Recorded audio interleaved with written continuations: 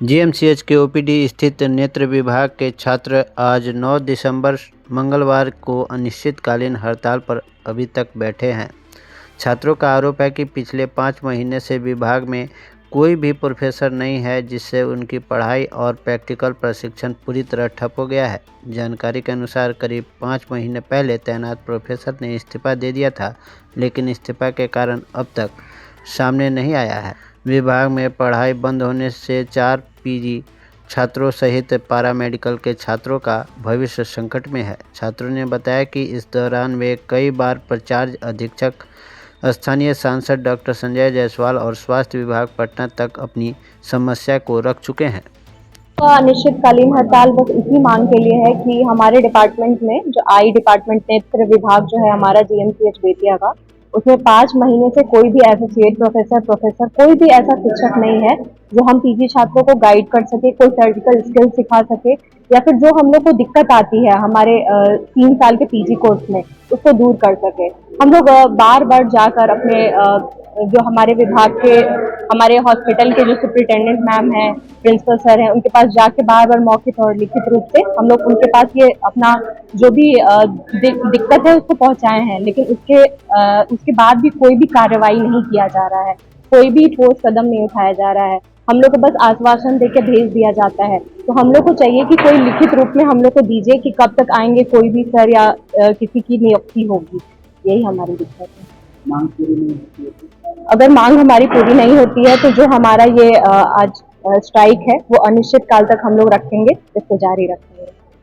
Professor नहीं होने के कारण क्या बाधित रहती है? हम लोग का कोई भी ऑपरेशन, जटिल ऑपरेशन नहीं हो पा रहा है। मोतियाबिंद जैसे बेसिक ऑपरेशन भी नहीं हो पा रहे हैं यहाँ पे। बार बार मरीजों को असुविधा होती रहती है। हमको उनको अलग अलग तरह का रीजन देना पड़ता है कि क्यों नहीं हो पा रहा है, क्या ऐसा दिक्कत है। कितना बड़ा मेडिकल कॉलेज होते हुए भी ऑपरेशन नहीं हो पा रहा है। तो इस वजह से हम लोग को बार बार ऐसा समझाना पड़ता है। हम लोग को कोई भी स्किल नहीं सीख पा रहे हैं। हम लोग जो पीजी एक बहुत ही अहम, जो एक किसी भी पीजी कोर्स में एक जो स्किल सीखने का एक बेसिक जरिया होता है वो हम नहीं सीख पा रहे हैं। तो वही दिक्कत हो रही है हमें।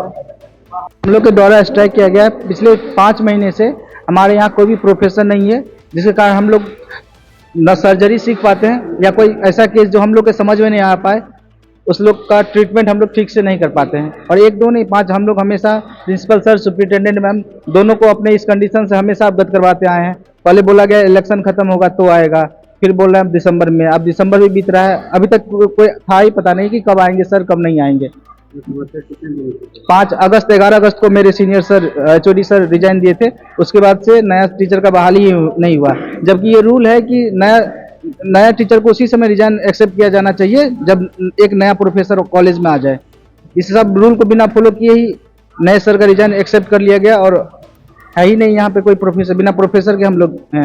आप लोग के द्वारा हम लोग प्रिंसिपल सर को, सुपरिटेंडेंट मैम को और 1 2 बार मौखिक रूप से सचिवालय में भी गए थे। यहाँ के एमपी जो संजय जायसवाल सर हैं, उनसे भी हम लोग मिले थे। उनको भी हम लोग ने अवगत करवाया था इस चीज़ से कि हम लोग यहाँ नहीं है।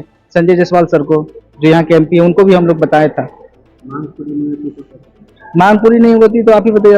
हम लोग तो अनिश्चितकालीन हड़ताल रखेंगे, लेकिन अच्छा होगा कि हम लोग का मांग जितना जल्दी से जल्दी पूरा हो जाए, इस जिला के लिए भी और हम लोग के लिए भी ज़्यादा अच्छा रहेगा। मरीज बहुत सारा केस है ऐसा है कि हम लोग खुद उसका ट्रीटमेंट कर देते हैं, लेकिन बहुत सारा केस ऐसा कॉम्प्लिकेटेड, सारा रेफर पेशेंट यहीं पे आता है। बहुत सारा केस हम लोग को समझ में नहीं आता है। पहले जो सर थे तो एचओडी हमारे सीनियर थे, उससे हम लोग सीख लेते थे ये क्या है, आगे हम लोग सीखने के मिलता है। अब ऐसा कुछ है ही नहीं, नया केस आता है हम लोग कुछ नहीं कर पाते हैं, सीधे क्या करें समझ में नहीं आता है।